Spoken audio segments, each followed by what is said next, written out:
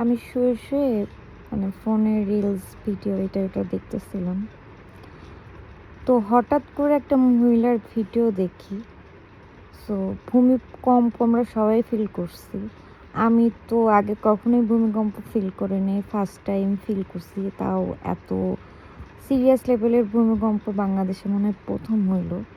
But এই মহিলার video দেখে আমি শকড। জাস্ট সি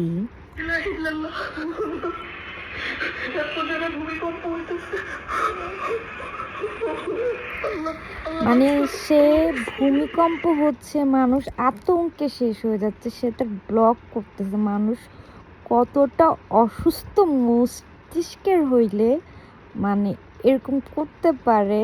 মানে সন্তান নিয়ে এখন কিভাবে বাঁচবো বা এইটাই চিন্তা আসে, থিঙ্কিং আসে মানুষের। মানে কি করব, মাথা ঠিক থাকে না। আর সেখানে সে ব্লগ করতেছে, মানে এতটা অসুস্থ মানুষকে হওয়া উচিত না, স্বাভাবিক হন।